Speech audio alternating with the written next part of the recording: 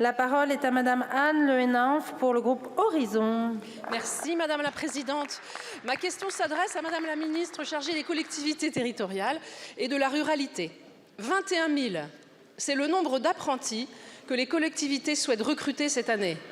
Un record dont nous nous réjouissons fortement et qui est le résultat de la politique ambitieuse du gouvernement ces dernières années pour amplifier la dynamique du recrutement d'apprentis dans l'ensemble de la fonction publique. Toutefois, le 26 avril dernier, nous avons appris que le Centre national de la fonction publique ne pourrait financer que 9 000 contrats et uniquement dans les métiers en tension. En effet, c'est le CNFPT qui finance désormais 100% des frais des formations des apprentis. L'État et France Compétences réduisant progressivement mais fortement leurs concours financiers.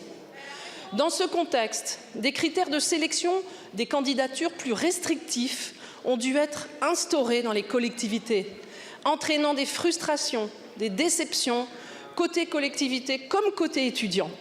De telles orientations viennent remettre en cause l'accord sur la réforme du financement de l'apprentissage dans la fonction publique territoriale que le gouvernement et les employeurs territoriaux avaient négocié en 2021. Il est donc urgent de mettre en place un nouveau mécanisme de financement pérenne, incitatif au recrutement d'apprentis et soutenable financièrement pour le CNFPT et les employeurs territoriaux dont les dotations sont trop souvent revues à la baisse.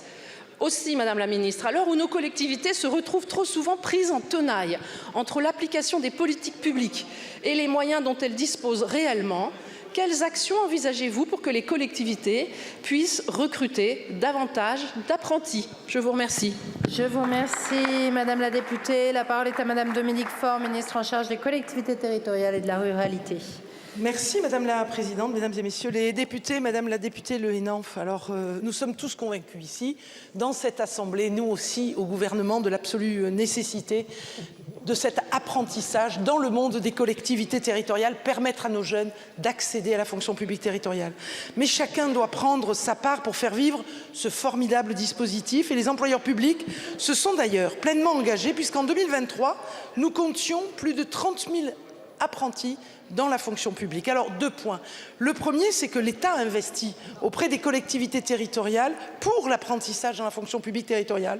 Et là, l'année dernière, nous avons conclu avec le CNFPT, vous l'avez dit, une convention triennale pour former d'ici 2025 9 000 apprentis. Mais on y participe financièrement. C'est mon collègue Stanislas Guerini qui s'est engagé sur une contribution de son ministère à hauteur de 15 millions d'euros par an sur la période 2023-2025, comme en 2022, et qui participe par là même au financement de la formation de ces apprentis. Nous l'avons dit aux employeurs territoriaux et je le redis devant vous, nous tiendrons cet engagement.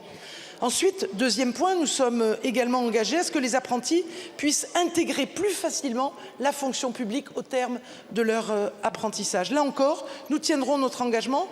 Mon collègue Stanislas Guerini a d'ailleurs fait part de son souhait que soit créée une voie d'accès à la fonction publique dédiée aux apprentis. Cela fait d'ailleurs pleinement écho à une préconisation des employeurs territoriaux qui font de l'apprentissage une véritable voie de pré-recrutement. Cette année, ils ont ainsi émis près de 23 000 demandes de recrutement d'apprentis.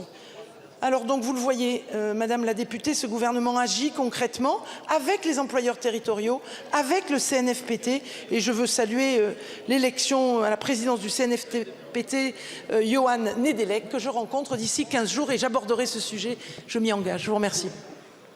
Merci beaucoup, Madame la Ministre. La parole est à Monsieur Aymeric